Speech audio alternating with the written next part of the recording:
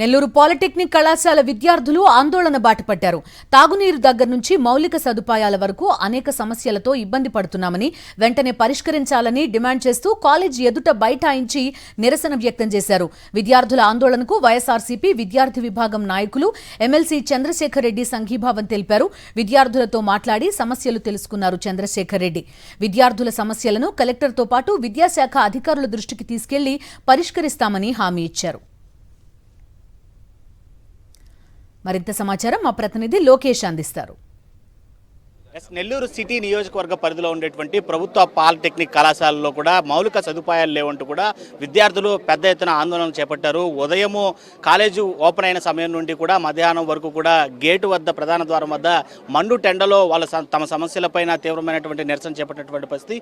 ఇందులో భాగంగా విద్యార్థుల నిరసన తెలుసుకున్నటువంటి వైఎస్ఆర్సీపీ విద్యార్థి విభాగం కావచ్చు, అదేవిధంగా సిటీ వైఎస్ఆర్సీపీ ఇన్ఛార్జి, అదేవిధంగా ఎమ్మెల్సీ చంద్రశేఖర్ రెడ్డి పర్వతరెడ్డి చంద్రశేఖర్ రెడ్డి ఇక్కడికి చేరుకొని వాళ్ళకి సంఘీభావం ప్రకటించడమే కాకుండా వాళ్ళ సమస్యలను అడిగి తెలుసుకోవడం కూడా జరిగింది. ప్రస్తుతం మనతో పాటు విద్యార్థులతో ఎమ్మెల్సీ గారు మాట్లాడుతున్నటువంటి పరిస్థితులు కూడా చూసాం.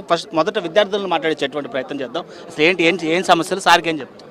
సార్, ఇక్కడ వాటర్ ఫెసిలిటీ లేదు సార్. హాస్టల్ అసలు వాటర్ అనేవి స్నానం చేయడానికి అసలు వాటర్ బాగోలేవు సార్. అండ్ ఇక్కడ కాలేజ్ చుట్టూ కాంపౌండ్ వాల్ ఒకటి లేదు సార్.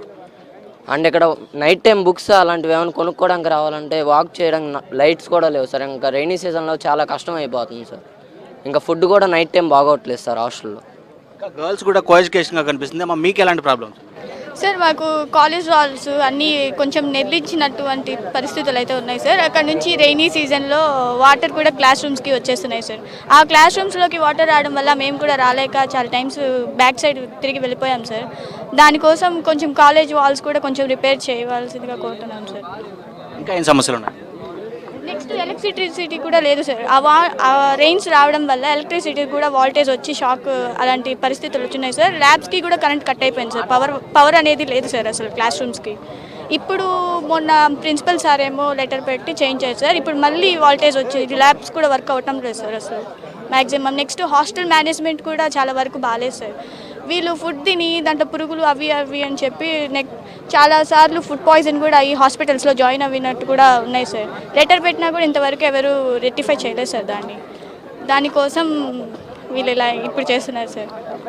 సమస్యలు విన్నటువంటి ఎమ్మెల్సీ చంద్రశేఖర్ రెడ్డి పర్వతరెడ్డి చంద్రశేఖర్ రెడ్డి ఉన్నారు సార్. ఒకటి కాదు రెండు కాదు సమస్యలు, అనేక కోకొల్లమైనటువంటి సమస్యలు చెప్తున్నారు. రిప్రజెంటేషన్స్ కూడా మేము ఇవ్వడం జరిగిందని చెప్తున్నారు. అసలు ఏంటి, ఎలా చూడాలి?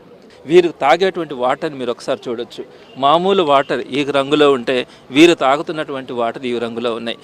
ఈ రెండింటికి తేడాని మీరు ఒకసారి చూడండి. ఇలాంటి వాటర్ని వీళ్ళు తాగుతూ ఉన్నారు. ఇలాంటి వాటర్తో వాళ్ళు స్నానాలు కానీ ఇవన్నీ చేస్తూ ఉన్నారు. ఈరోజు వారందరూ కూడా జబ్బును పడి పక్కన పడినటువంటి పరిస్థితి. ఎక్కడ కూడా ఈ పక్క చూస్తే పెన్నా నుంచి వాటర్ వచ్చి మొత్తం స్టాగ్నెట్ అవుతాయి.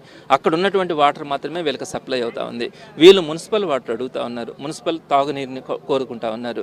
అది కూడా వేయించలేని పరిస్థితిలో మన మున్సిపాలిటీ ఉందా, మన కార్పొరేషన్ ఉందా? సిగ్గుపడాల్సినటువంటి అంశం కదా. ఇన్ని వందల మంది విద్యార్థులు ఇక్కడ బాధలు పడుతూ ఉన్నారే. పోనీ వారు ఏమైనా చెప్పకుండా ఉన్నారా? అందరికీ కూడా రిప్రజెంటేషన్స్ ఇచ్చినారే. వారి గొంతు ఎవరు కూడా మాట్లాడరా? ఈరోజు వైఎస్ఆర్సీపీ తరపున మేము మాట్లాడితే మమ్మల్ని విమర్శించడానికి మళ్ళీ మీరు ఎవరో ఒకరు పెయిడ్ ఆర్టిస్ట్ని పెట్టుకుంటారు. సో ఎలాంటి పరిష్కారం దిశగా వాళ్ళకి సూచనలు చేయడం జరిగింది? తప్పకుండా కూడా ఈ ఇష్యూస్ అన్నింటినీ మళ్ళీ కలెక్టర్ గారి దృష్టికి తీసుకెళ్లడం కానీ, ఎవరైతే వాళ్ళ కన్సర్న్ అథారిటీస్ ఉన్నారో వాళ్ళ దృష్టికి తీసుకెళ్తాను. ఒకవేళ కాని పక్షంలో ఇమీడియట్గా ఇలాంటి వాటర్ వీళ్ళు తాగకుండా వీరికి ఇమీడియట్గా దీని మీద రెక్టిఫికేషన్ అయితే మాత్రం చేయడం జరుగుతుంది. ఒకవేళ వారు కనుక చేయకపోతే మేమే సొంతంగా చేయించడానికి కూడా ఈ ఇష్యూ అయితే చేయడం జరుగుతుంది.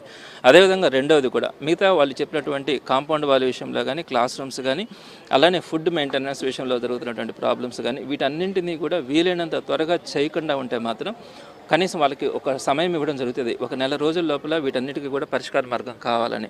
లేదంటే మటుకు ఖచ్చితంగా ఆ పిల్లలని రోడ్డు మీదకి రమ్మని మాత్రం మేము చెప్పాం. వాళ్ళు బాగా చదువుకోవాలని కోరుకుంటాం. వారి తరపున మేము పోరాడతాం. ఏ విధంగా ఈ ప్రభుత్వం చేయదో కూడా తప్పకుండా కూడా ఈ ప్రభుత్వం దిగొచ్చేలాగా కూడా ఆ పనులన్నీ చేయించేలాగా ప్రయత్నం చేయడం జరుగుతుంది. Right sir, thank you. ప్రస్తుతానికైతే మాత్రం తాగునీటి సమస్యను పరిష్కరించే దిశగా కూడా అడుగులు వేస్తామని చెప్పి కూడా city YSRCP incharge MLC Chandrasekhar Reddy చెప్తున్నటువంటి పరిస్థితి. వీడియో జర్నలిస్ట్ భద్రతో లోకేష్, సాక్షి టీవీ. మరిన్ని అప్డేట్స్ కోసం ఛానల్ ను సబ్స్క్రైబ్ చేయండి. నోటిఫికేషన్స్ కోసం బెల్ ఐకాన్ పై క్లిక్ చేయండి.